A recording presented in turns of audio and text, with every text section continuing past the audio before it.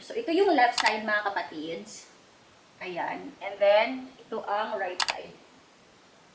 So, as you can see guys, Hi everyone, it's me Gali. Welcome back to this channel, your go-to place for all things related to beauty and self-care. So today mga kapatids, I'll be sharing with you the cheapest purple shampoo and conditioner available at Watsons. So these products guys really works when it comes to removing brassiness sa ating colored hair. So I tested these products mga kapatids since last year and now I'll be sharing with you mga kapatids my final reviews. So if you want to know guys kung paano ko ito ginagamit and see the before and after results, please keep on watching. So since pandemic guys, up to year 2022 if I'm not mistaken, kulay black po ang aking buhok, and then last year, I would say mga kapatids na it's my blonde era. Kay last year, I have this thought na sana man lang before I hit 35 guys, matry ko man lang yung mga ash color na mga bagets, ganyan. So I went to the salon and then I asked my go-to hairstylist na si Kuya Lakas if pwede ba. And then ang sabi niya guys sa akin na since na black daw ang aking buhok, kailangan daw muna naming i-light slowly bago ko ma-achieve yung mga ash, ganyan. So I went to that process mga kapatids. At first, medyo reddish ang aking buhok and then na-try ko, may mga months last year na blonde. And then ang pinaka-worst jud, nagmukhang orange ang aking hair. So mga bandang November guys, nung nakasabay ko si Cherry sa pagpapasalon, sabi ko sa kanya, parang give up na ko girl. Kay high maintenance jud siya and time consuming since na ang ginagawa ko si mga kapatids, every time na nagmumukhang brazzy na ang aking buhok, pumupunta ako sa salon kasi medyo namamahalan ako guys sa mga purple shampoo and conditioner. So hindi ako bumili, hindi ako nag-maintain ng mga ganitong products mga kapatids kasi hindi ko pa to na-discover guys. And ang sabi ni Cherry, sabi niya, girl, itry mo to. O diba, bago lang ako siya gibotang, gikuha na po na ako siya. Sabi niya, itry mo to, and then she showed me guys her before and after photos when using these two products, and it's legit guys, pagkatapos niyang gamitin tong dalawang products na to, hindi na nagmukhang brazzy ang buhok ni Cherry. So what I did mga kapatids, of course, I immediately bought these two products kasi aside from this is very effective when it comes to removing brassiness sa inyong colored hair, this is very affordable mga kapatids. So each product costs only 179 pesos. So kani siya, itong conditioner na to, 179 pesos, and then this one, itong shampoo, 179. Ganito ang itsura ng packaging ng shampoo mga kapatids. Very pretty, ayan. Kakulay siya ng damit ko mga kapatids. Ang content amount ito ay 270 ml. And then, ang conditioner naman, ganyan yung itsura niya. Tinipan ko yung takip kasi sira na siya guys. So, para hindi tumulo. So, ang laman naman ito mga kapatids ay 250 ml. And then, itong mga products na to, ay formulated in Canada, made in China. Meron tong 3 key ingredients, itong dalawang products na to. This contains argan oil, jojoba oil, and vitamin E. And then it also says here na this is paraben and SLS free. Ang scent naman ng dalawang products na to, in my opinion lang naman, it smells like deodorant ng lalaki mga kapatids. Pero kapag binanlawan mo na ang buhok mo, hindi naman siya disturbing. Opinion ko lang yan. Pero overall mga kapatids, I highly recommend these two products and I'll insert the B-roll guys wherein I use this sa hair ko, okay?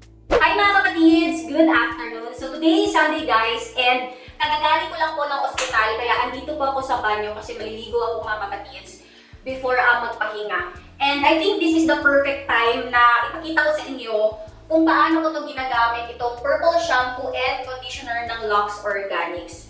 So, ganito pala mga kapatids, ang itsura po ng buhok ko kapag nagmumukhang brazzy na. Ayan. So, as you can see, nag-appear na po ang orange and yellow undertones ng hair ko dahil 2 days ko na itong hindi ginagamitan po ng purple shampoo and conditioner kasi hindi ko siya araw-araw ginagamit guys. Kapag ang recommended usage ng aking go-to ng hairstylist sa Leo Revita, once a week. Pero, ang ginagawa ko, kapag napansin ko na nag-orange na ang buhok ko, kasi pawisin ako ng tao mga kapatids.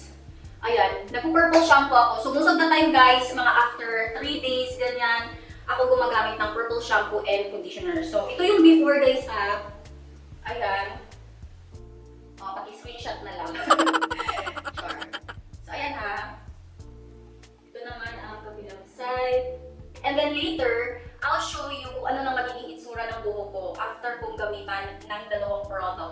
Okay.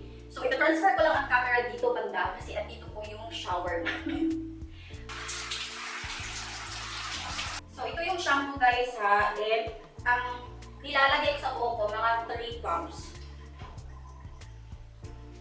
Maganda lang siya. By the way, ganito yung kulay niya. As in purple na purple. So, as you can see mga kapatids, compared sa ibang shampoo na malakas bumula, ito, ayan o, sakto lang. Kasi LS ito na hair care product.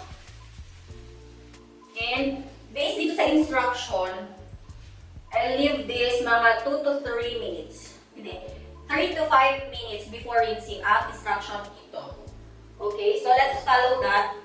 Gawin ko na lang 5 minutes bago ko to banlawan. Okay, so yeah, I'll be back mga kapatids para i-apply ang conditioner na pair ng shampoo. So na-rinse ko na ang aking buhok mga kapatids and ganito ang itsura ng aking hair pagkatapos banlawan. As you can see, sobrang tigas niyang tignan kasi in person guys, kapag hawakan mo siya without ang conditioner, gahijud kayo siya. So we need to apply this product, okay? So, ang dami ng aking nilalagay, mga ganitong levels. Ayan.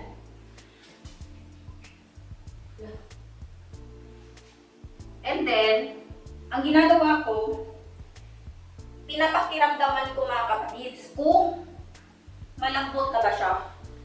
Kapag feeling ko kulang, of course, dinadagdagan ko. For example, kapag ganito na hindi ko pa siya totally nasusupply, nag-a-add ako mga kapatids. So, yeah, tansya-tansya lang ang ginagawa ko. Pero matagal naman itong maubos. Since na hindi mo naman araw-araw gagamitin. So yeah, I think this is enough na. And then you will leave this product mga kapatids 2 to 3 minutes sa buhok mo. Yung conditioner, yung shampoo guys 3 to 5, pero itong conditioner 2 to 3 minutes lang. And then nasa instruction na huwag lagyan yung roots. Pero sometimes nalalagyan ko. I think kanina nga, parang napahirap ko to dito banda. Pero wala namang nangyayari na parang buong totals na masama. So, diba, ang dali lang niyang gamitin. So, I'll update you later mga kapatids kapag tuyo na ang buhok ko para mapakita ko sa inyo yung after results kapag applyan na ang hair ko ng purple shampoo and conditioner ng Lux Organic. So, yeah, for now, bye muna. A few moments later. Hi mga kapatids! I'm back. So finally, tuyo na po ang aking buhok. Ayan. And I want to show you guys kung anong itsura nito kapag dry na and na-applyan ng purple shampoo and conditioner. So ito yung left side mga kapatids. Ayan. And then, ito ang right side. So as you can see guys, compared po kanina, mas yellow and orangey ang aking buhok dahil 2 days ko yun hindi nalagyan ng purple shampoo and conditioner. And then ngayon, ayan, may pagka ash brown na siya. So, I'm filming under natural light. Ayan yung itsura niya, dito na angle, ayan.